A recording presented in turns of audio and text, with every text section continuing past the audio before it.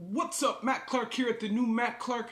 Do you get angry? Do you suffer from outbursts and just deep-seated resentments?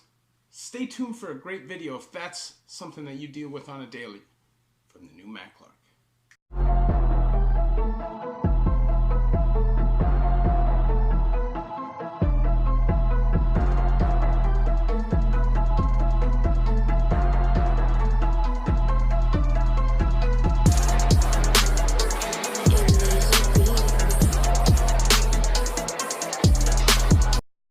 So what's up? What's good? Matt Clark here at the new Matt Clark. How are each and every one of you doing on this amazing Wednesday? I'm doing great. My girl's great. My family's great. I hope each and every one of you are great on this amazing day.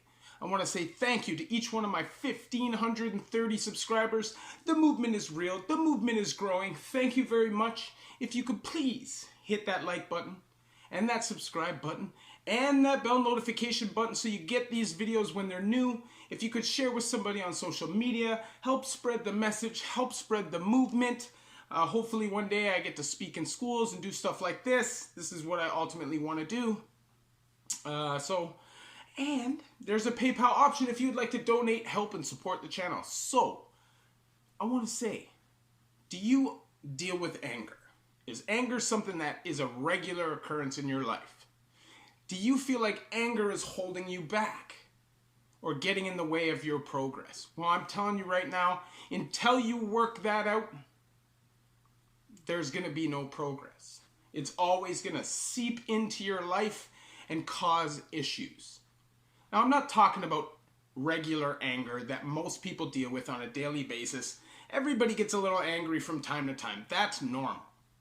But I'm talking about that deep-seated anger that's not even always conscious, but every once in a while just shows itself like the Incredible Hulk.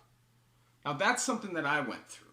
For the most part, a happy-go-lucky guy who is fun to be around, who is really easy to get along with, but you introduce something into my system at the wrong time and it can create a major issue, and it's usually with the people that I love, and that's just a reality.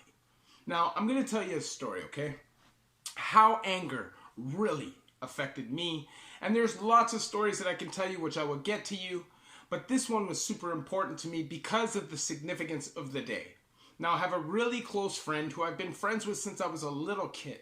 He's been around me forever. Him and his twin sister, okay?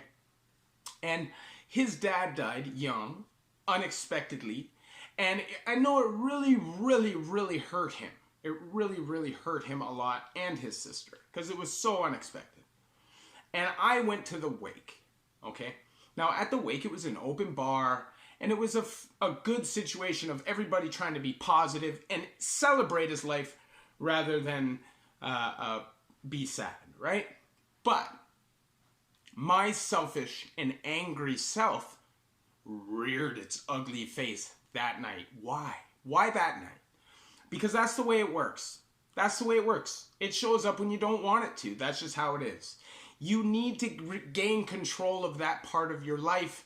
And unless you get counseling or something like that, it's not possible. So if you've experienced abuse, major trauma, PTSD, any of that stuff, you need to get all of that under control. And that includes people that have done prison time. I feel like everybody who's done prison time has some level of PTSD, whether it's abuse from officials and guards, or whether it's abuse from other inmates, or just what they see, everyday experiences. It can really be traumatic. And this can build up resentment towards the system and society for not giving the opportunities to really, create a good life for yourself, right? And that builds deep-seated anger and resentment, and that's what I had, right? And I didn't realize it. But this night, the next morning, I realized it. So I started pounding shots of Jameson's whiskey, which is so dumb. Why would you do that at a wake? Now, there's a lot of people there that I knew from young and I hadn't seen in a long time, and my behavior wasn't the best. I was not on my best behavior at the wake. I was hammered and don't remember anything from after about 5:30 at night. Guess what happened? At 4:30 or 5:30 in the morning, I wake up in my boxers, strapped to a hospital bed, leather straps on my ankles and my wrist, strapped to a hospital bed. No idea. I wake up freaking out, and they come in, obviously gave me some kind of a sedative because I went to sleep at 9:30 in the morning. I woke up, they gave me my jacket, gave me everything, told me I could go. I had no idea what happened. I called my friends that I was with that night, and they explained it to me, and it was shameful. So I'm walking up Ronsonsvales in Toronto, and I'm walking with a couple of my friends, and this guy's coming this way with this girl, and out of nowhere, I chest bump this dude. He hits the ground, and I stand over top of him and start screaming at him. For what reason? Because I'm angry. Why am I angry? At the time, I didn't know. I didn't have control of that part of my life because it wasn't something that I was working on. At that time, I was fully submersed in this life. Even though I thought I wanted to change, I was still fully submersed. I was using it and everything. And I was super angry, and I didn't understand it. But this night proved it to me.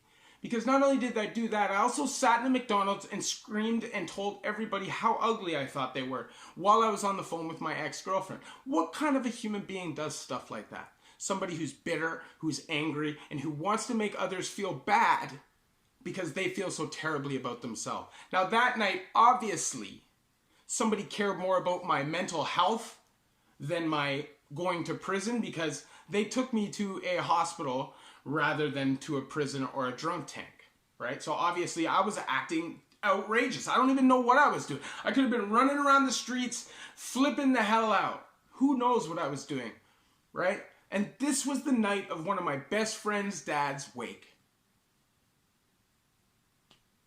And I didn't even take the time to think about it or to grieve when I should have. This is like the hood dad. This is somebody who I had been around since I was young, and I didn't properly respect him at his memorial, and that was not cool of me.